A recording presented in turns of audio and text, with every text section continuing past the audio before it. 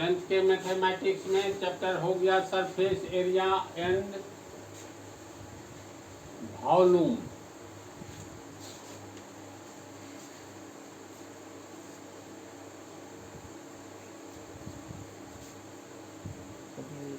Part 22 उदाहरण 10।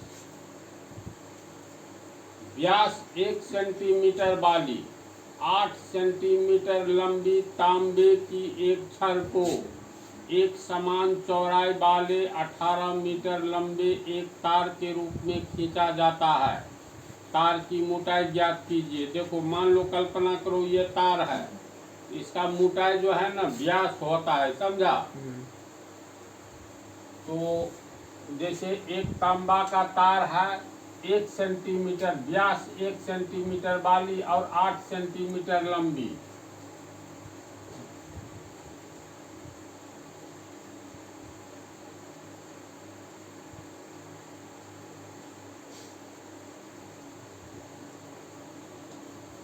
ये तांबे का तार है, इसका व्यास दिया हुआ है 1 सेंटीमीटर, यानी डी का मान है 1 सेंटीमीटर।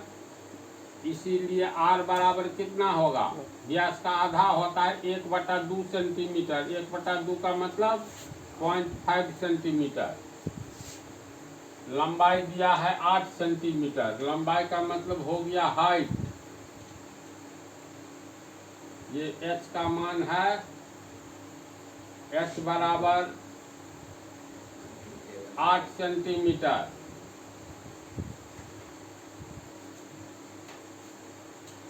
अब इस तार को जो है, मतलब ये कल्पना करो तार है तो इसको खींचा जाता है, खींच करके बड़ा किया जाता है। तो व्यास 1 सेंटीमीटर वाली 8 सेंटीमीटर लंबी तांबे की एक छड़ को, यानी इसको एक समान चौड़ाई वाले 18 मीटर लंबे एक तार के रूप में खींचा जाता है। 18 मीटर लंबा है, जबकि अभी इसकी लंबाई कितना है? 8 सेंटीमीटर।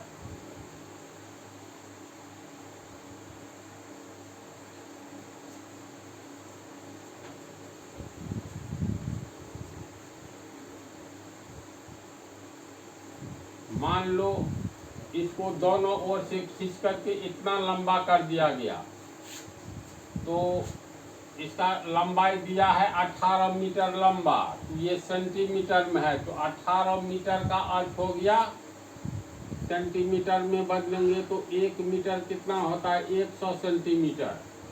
इसीलिए 18 मीटर 1800 सेंटीमीटर होगा। इस ऊंचाई को 8 सेंटीमीटर ये हुआ, इसको H1 मान लेते हैं। ये 1800 सेंटीमीटर हो गया।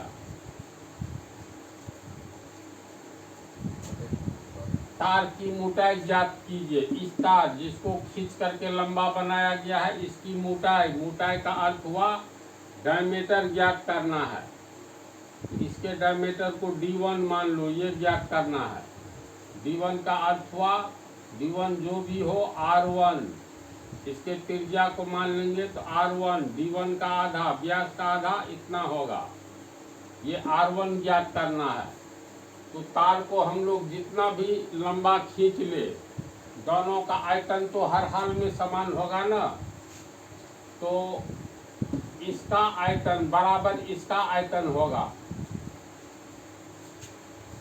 जैसे मान लो ये कोई बेलनाकार छड़ है, इसको पीट करके लंबा बना दो, तो आयतन में तो नहीं परिवर्तन होगा, नहीं होगा।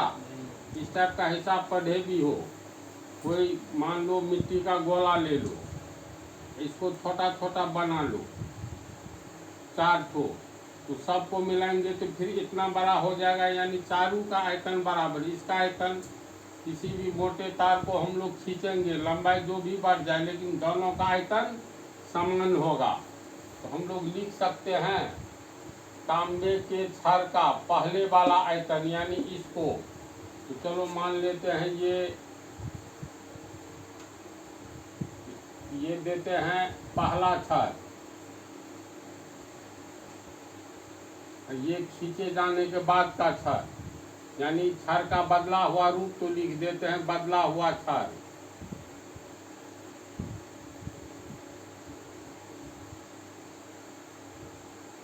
तो पहले छड़ का आयतन बराबर बदले हुए छड़ का आयतन होगा ना। पहले छड़ का आयतन, ये आंसर पहला का हुआ। दो हिसाब है इसमें। पहले छड़ का आयतन बराबर हो जाएगा, लंबा किए हुए छड़ का आयतन लिख देते हैं। लंबा किए गए छड़ का आयतन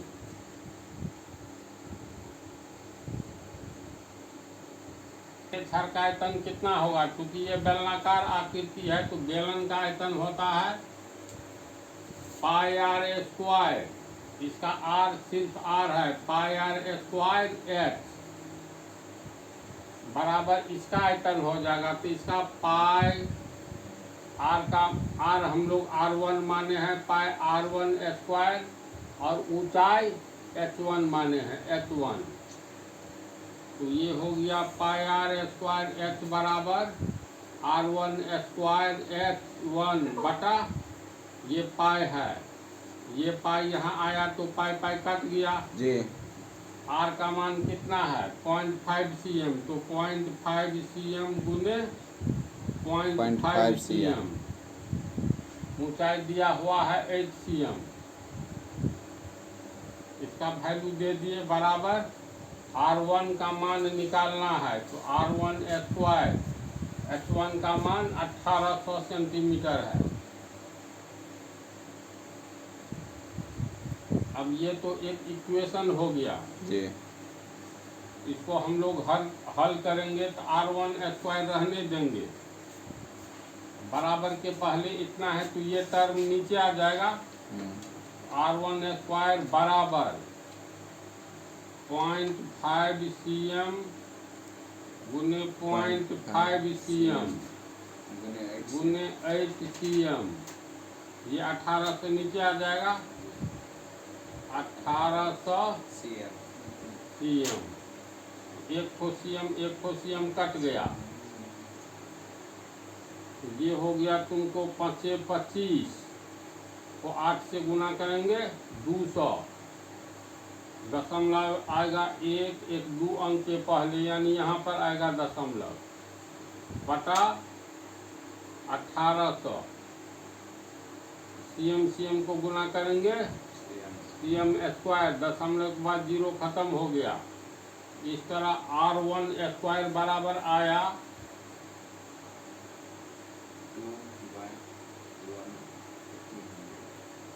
पॉइंट का वैल्यू खत्म, 0 हट गया तो 2 बटा 1800, यानी काट करके 1 बटा 900 आएगा। 1 बटा 900। अब इसको कैसे सेंटीमीटर स्क्वायर, cm स्क्वायर है ना, cm स्क्वायर। इसीलिए R1 बराबर √1/900 cm स्क्वायर होगा। ये हो गया 1 और 30 हुआ। 30 को 2 बार गुना करेंगे 900 और cm स्क्वायर रूट में है तो cm 1 बटा 30 cm भाग दोगे तो कितना होगा? भाग दोगे 1 में 30 से, तो इसको ऐसे करेंगे 1 बटा 3 गुने 1 बटा 10 cm लिख सकते हैं। 1 बटा 3 का मान कितना आता है? 0.33 आता ही रहता है। समझा बात? डॉट डॉट गुने 1 बटा 10। 10 से भाग देंगे तो दशमलव इसके पहले शून्य आएगा तब दशमलव आएगा ना। ये आ जाएगा 0.033 सेंटीमीटर।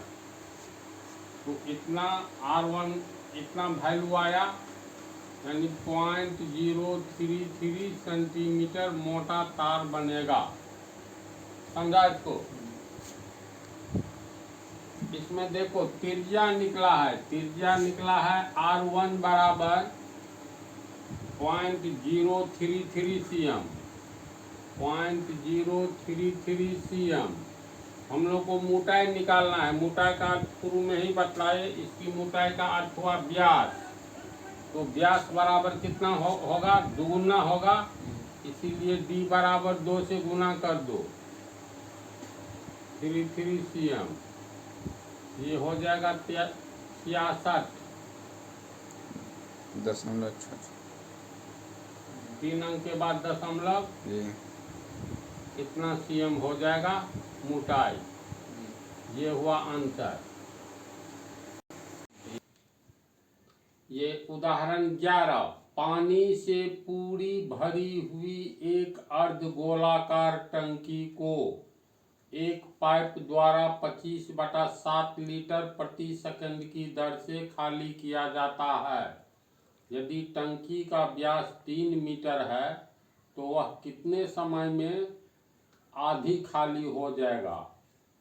पानी से पूरी भरी हुई एक अर्धगोलाकार टंकी,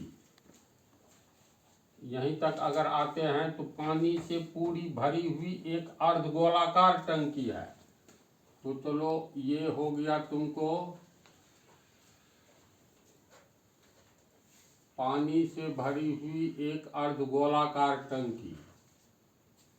ये अर्धगोलाकार टंकी का व्यास हो गया AB, केंद्र मान लो O, तो ये पानी से भरी हुई है यह बाल्टी, अर्धगोलाकार बाल्टी। व्यास 1 सेंटीमीटर वाली है ये, इसका व्यास 1 सेंटीमीटर है, व्यास हो गया AB, तो AB हो गया 1 सेंटीमीटर, ये डायमीटर हुआ व्यास, AB D हो गया, ये दिया हुआ है 1 cm। इसका मतलब त्रिज्या कितना हो गया, त्रिज्या OB या OA, OA बराबर OB बराबर R। व्यास का आधा होता है त्रिज्या, तो 1 सेंटीमीटर का आधा 0.5 सेंटीमीटर हो गया। 8 सेंटीमीटर लंबी तांबे की एक छड़ को, सॉरी 11 है ना, पानी से पूरी भरी हुई एक अर्धगोलाकार टंकी को एक पाइप द्वारा खाली किया जाता है। तो मान लो ये पाइप लगा हुआ है,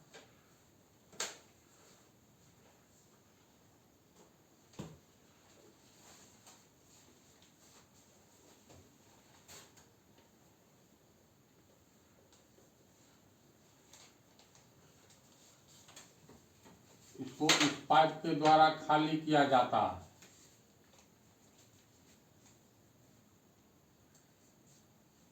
पच्चीस बटा 7 लीटर प्रति सेकंड की दर से खाली किया जाता है, यानी 1 सेकंड में 25/7 लीटर पानी इस पाइप के द्वारा खाली किया जाता है।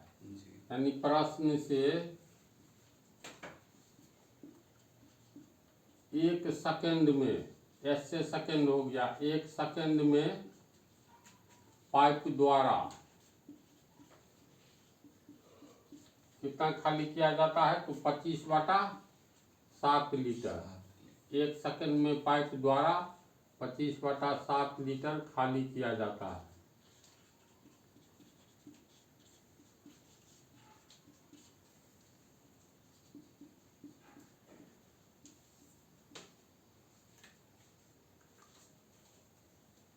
यदि टंकी का व्यास 3 मीटर है, ये टंकी जो है इसका व्यास दिया हुआ है 3 मीटर,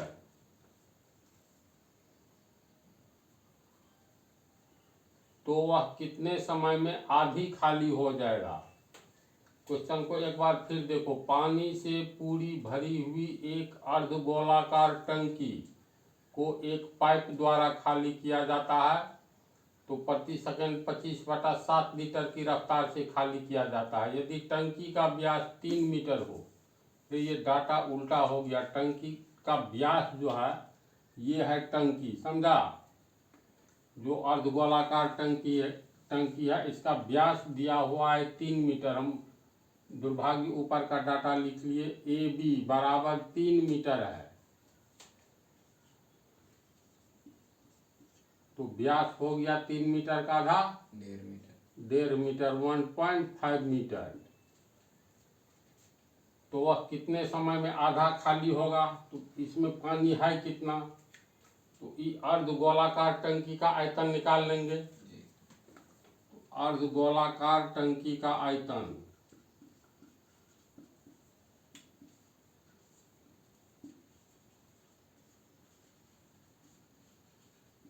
तो ये हो गया, गोला का आयतन होता है 4/3 पाई आर क्यूब, तो 4/3 का आधा हो जाता है 2/3, अर्धगोला है तो 2/3 पाई आर क्यूब। इसका आयतन जो है उतना पानी होगा इसमें, तो इसका मान निकालेंगे तो 2/3, पाई का मान 22/7 लेना है, तो 22/7, आर का मान 1.5 मीटर, क्यूब है तो 3 बार गुना होगा, 1.5 गुने 1.5, मीटर को 3 बार गुना करेंगे तो मीटर क्यूब। तो ये हो गया तुमको 2/3 गुने 22/7, ये हो गया 15/10 गुने 15/10 गुने 15/10 मीटर क्यूब। काटेंगे 5 से तो 3, 5 से काटेंगे 2, 3 2 3 2, देखो ये 2 कट गया, ये 2 काटोगे 22 को तो 11 हुआ, ये 3 और ये 3 कट गया, तो बचा कितना, ऊपर में 11 गुने 3 गुने 3, 11 गुने 3 गुने 3, ये मीटर क्यूब है। नीचे में बच गया 7 गुने 2, 7 दूनी 14, इतना मीटर क्यूब। 11 तिया 33 तिया 99, 99/14 मीटर क्यूब। ये अर्धगोलाकार टंकी का आयतन हुआ। ये अर्धगोलाकार टंकी का आयतन है, खाली करना है आधा, इसका मतलब इसका आधा आयतन लेंगे। अर्धगोलाकार टंकी में 99/14 घन मीटर पानी है, आधे पानी खाली करना है, तो इसका आधा खाली करेंगे ना, तो लिखेंगे चूंकि या अर्धगोलाकार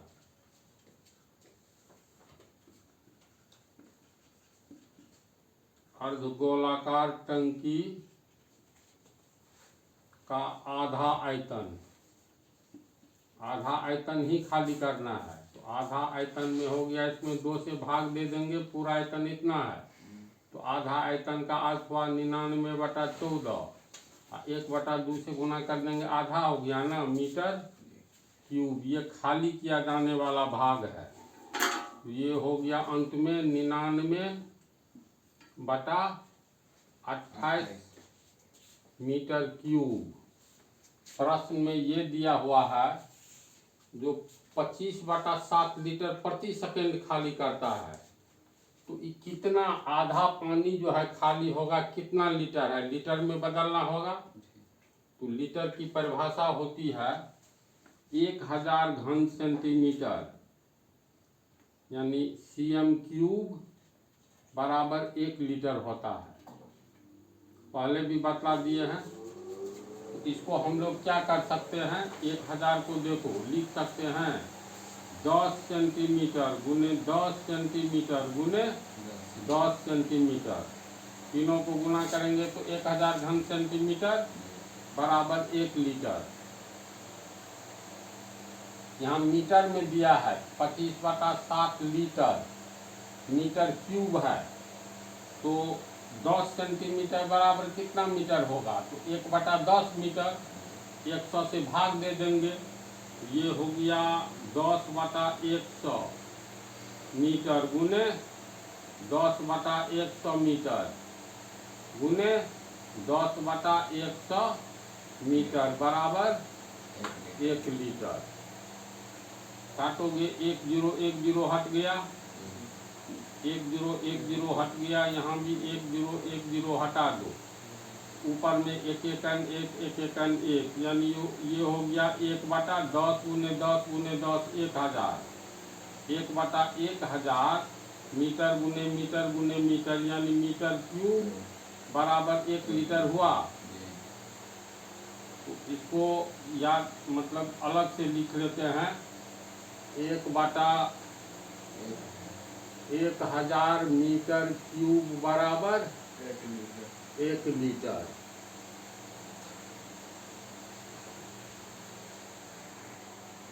हम लोग को अर्धगोलाकार टंकी के आधा आयतन में उपस्थित पानी का आयतन निकालना है, क्योंकि आधा आयतन ही खाली कराना है। तो आधा आयतन इतना घन मीटर हुआ। इसको लीटर में बदलेंगे तो फार्मूला से देखो, इसको 1/1000 मीटर क्यूब, इसको तो दशमलव में बदलोगे तो 0.001 होगा करेंगे तो 1 और नीचे में दशमलव के लिए 130, यानी इतना घन मीटर बराबर होता है 1 लीटर। तो चूंकि इतना घन मीटर 1 लीटर, इसीलिए 1 मीटर क्यूब कितना होगा 1/001 लीटर होगा। 99/28, इसलिए 99/28 घन मीटर बराबर 1/001 गुने 99/28 लीटर होगा। इसको गुना करोगे ये हो गया तुमको 99/28 को 1 से गुना करेंगे 28, 1 2 3 अंक के बाद दशमलव, 1 2 3 अंक के बाद दशमलव, यानी इतना लीटर होगा। तो डायरेक्ट बराबर हम लोग लिख सकते हैं 99/028 इतना लीटर हो गया। अब प्रश्न में क्या दिया हुआ है, 25/7 लीटर प्रति सेकंड की दर से खाली किया जाता है। यानी 25/7 लीटर खाली करने में 1 सेकंड लगता है, क्योंकि 25/7 लीटर पानी खाली करने में